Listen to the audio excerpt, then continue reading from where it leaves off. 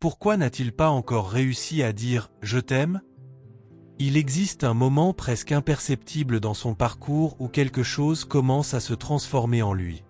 Ce n'est pas soudain, ni provoqué par un événement extérieur. C'est silencieux, comme une prise de conscience qui s'éveille doucement. Comme quelqu'un qui a longtemps évité de regarder en lui et qui, peu à peu, réalise que ce qu'il cherchait à l'extérieur a toujours été là, attendant le bon moment. À ce stade, le masculin commence à se mouvoir autrement. Encore avec des doutes, encore avec des peurs, mais plus totalement fermé. C'est comme si son cœur commençait à faire de la place, non par pression, mais par vérité. Et ce mouvement ne se fait pas dans la précipitation, il avance à son rythme, au tempo qu'il peut soutenir. Quelque chose en lui commence à reconnaître ce qu'il ne savait pas nommer auparavant. Et peu à peu, cette reconnaissance se tourne vers toi. Il commence à te voir au-delà des apparences. Pas seulement pour ce que tu montres, mais pour ce que tu es profondément. Ta manière de ressentir, de rester présente, de transmettre quelque chose qu'il ne peut ignorer. Et cela le touche, d'une manière silencieuse, mais profonde. Pendant ce temps, en lui, tout se réorganise. Sans grande déclaration, sans geste spectaculaire, mais avec des changements réels en coulisses. Des pensées qui reviennent, des sentiments qui prennent de la place, des perceptions qui mûrissent sans qu'il en soit totalement conscient. Ce type d'éveil ne fait pas de bruit. Il grandit dans le silence, dans les pauses, dans les moments où il se confronte à lui-même. Et même si les mots n'ont pas encore été dits, quelque chose a déjà changé. Parce que lorsque le sentiment commence à être réellement ressenti, le silence cesse d'être une absence et devient une préparation. Même la lumière, lorsqu'elle reste seule trop longtemps, peut s'affaiblir. Ce chapitre apparaît comme un rappel essentiel. Tu n'as pas été fait pour tout traverser sans soutien. L'amour que tu attends n'a pas besoin d'être un sauvetage, il peut être un repos. Quelqu'un qui arrive pour partager le poids, pas pour l'alourdir. Quelqu'un qui reconnaît ta force, mais qui accueille aussi tes moments de fragilité. Cette fatigue que tu ressens n'est pas un échec. C'est peut-être simplement le signe que tu as été fort trop longtemps sans avoir avec qui partager. Au fil du chemin, une idée a pu se former en toi. Celle que, si tu étais assez fort, tu pourrais tout gérer. Qu'en aimant davantage, en comprenant davantage, en évoluant davantage, rien ne manquerait. Et pendant un temps, cela semble fonctionner. Tu t'es exprimé, tu t'es reconstruit, tu as appris à avancer. Mais il existe une différence subtile entre l'autonomie et l'isolement. Et sans t'en rendre compte, tu as peut-être marché sur cette ligne. Non par choix, mais parce que tu as appris à tout porter seul. Tu es devenu ton propre soutien, ton propre sol, ton propre refuge. Et cela demande énormément, parfois plus que nécessaire. Parce qu'au fond, les relations n'ont pas été faites pour être portées par un seul côté. Et l'amour n'a pas besoin d'exister dans un silence constant. La spiritualité, lorsqu'elle est équilibrée, ne demande pas l'excès, elle demande l'harmonie. À un moment donné, tu as peut-être confondu maturité avec absence de besoin. Un don confus avec un silence émotionnel. La force avec le fait de ne dépendre de personne. Mais même la lumière la plus constante a besoin d'échanges pour continuer à briller. Voici un moment de permission. Permission de te reposer sans culpabilité. De reconnaître le poids. De désirer présence, soutien, réciprocité. Ressentir cela ne t'affaiblit pas. Au contraire, cela montre une prise de conscience. Parce qu'il arrive un moment où l'âme comprend qu'elle n'a plus rien à prouver. L'amour, lorsqu'il arrive avec plus de conscience, ne vient pas pour être porté, il vient pour marcher à tes côtés. Pour partager les décisions, soutenir les jours difficiles, être présent lorsque le silence devient lourd.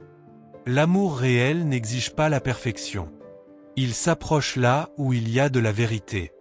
Peut-être as-tu ressenti que tu étais enfin prêt à recevoir cela.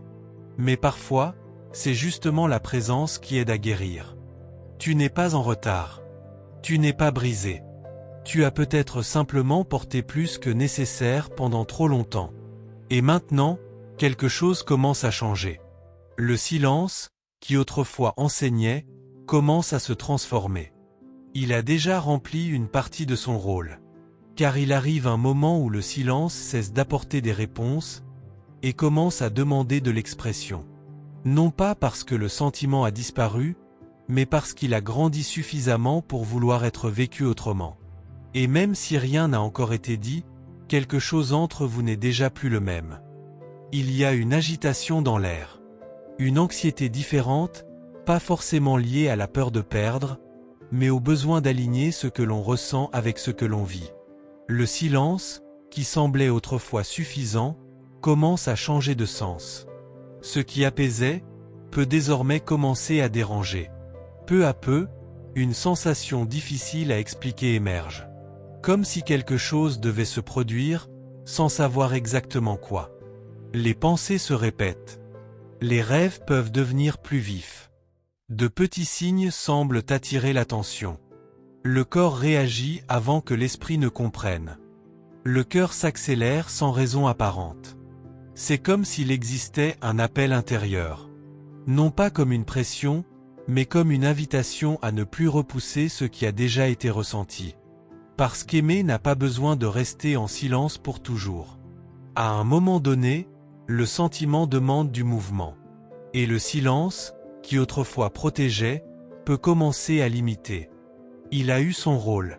Il a aidé à éviter des décisions précipitées, permis la maturation, apporté de la conscience. Mais il arrive un point où y rester peut signifier retarder une prochaine étape. Alors, de manière subtile, la vie commence à ajuster le scénario. De petits inconforts apparaissent. Les émotions remontent plus facilement. La distance peut commencer à peser davantage qu'avant. Non pas comme une blessure, mais comme le signe que quelque chose a déjà changé à l'intérieur. Ce qui était seulement ressenti peut désormais vouloir être reconnu de manière plus concrète. Et de l'autre côté, ce mouvement peut aussi exister. Le silence cesse d'être un refuge et commence à créer de la tension. Il y a encore de la peur, oui, mais aussi une prise de conscience croissante que s'exprimer devient nécessaire. Parce que, parfois, ne rien dire a aussi un poids. Et lorsque cette limite approche, elle ne se manifeste pas comme une explosion, mais comme une ouverture progressive. La vérité trouve sa place. Et quand la communication commence, elle n'est pas toujours parfaite. Elle peut venir avec des pauses, des hésitations, des mots qui tentent d'atteindre ce qui est difficile à dire. Mais malgré tout, il y a une intention. Avant de se manifester, il existe un processus intérieur intense. Des doutes, des remises en question, des attentes. Parler cesse d'être simplement dire quelque chose et devient se révéler. Assumer ce que l'on ressent, faire face à ses propres insécurités, regarder le temps passer. Peut-être que la peur de ne pas être à la hauteur apparaît, ou celle de ne pas savoir organiser tout ce qui est resté en silence. Mais malgré cela, quelque chose pousse à avancer. Et la communication peut surgir sous des formes simples. Un message, un appel, une invitation inattendue. La forme peut varier. Mais ce qui compte, c'est la présence. Quand cela arrive, tout ne vient pas d'un coup. Il y a des pauses, des respirations, des chemins indirects avant d'atteindre l'essentiel. Mais peu à peu, la vérité se révèle. Sans jeu, sans masque. Peut-être que les mots ne seront pas immédiatement « je t'aime ». Peut-être qu'ils viendront sous forme de souvenirs, de confidences ou de tentatives d'expliquer ce qui a pris sens. Mais au cœur de cela, il y a quelque chose de réel. Et pour celui ou celle qui ressent, cela devient évident. Parce que, plus que les mots eux-mêmes, c'est l'énergie derrière eux qui commence à faire toute la différence. Après cela, il n'est plus si facile de revenir à l'ancien point. Quelque chose a changé. Il se rapproche d'une manière plus vraie, pas parfait, pas complètement prêt, mais plus conscient de ce qu'il ressent. Et cela touche quelque chose de profond en toi. Non pas parce que tout se résout immédiatement, ni parce que le passé s'efface, mais parce que cela ramène de la clarté. Cela redonne le sentiment que ce que tu as ressenti avait un sens. Que ta perception n'était pas exagérée. Qu'il y avait bien quelque chose de réel à travers le silence. Lorsque les sentiments sont exprimés, l'amour cesse d'exister uniquement dans le domaine de l'intuition et commence à trouver sa place dans la réalité.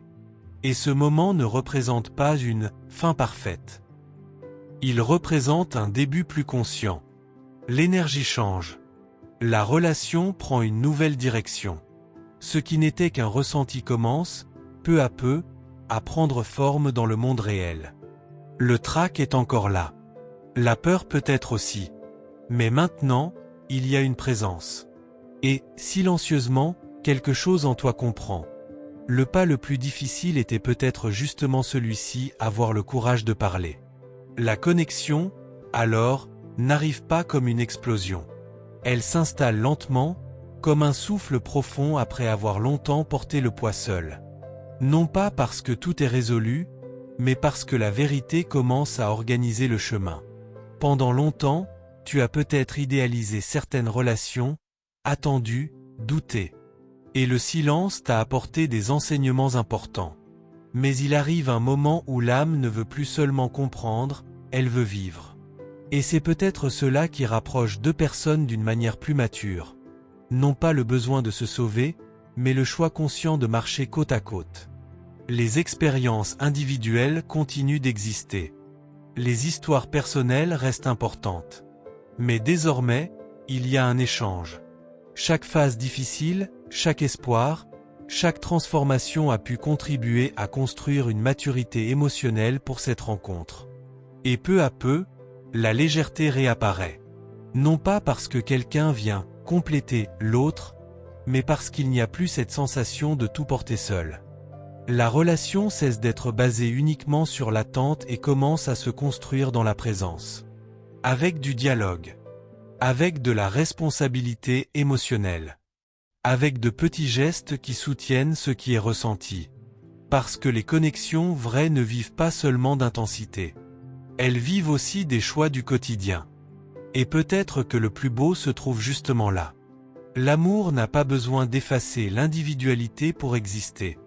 Il n'a pas besoin d'enfermer pour être profond. Il peut s'ajouter. Il peut soutenir.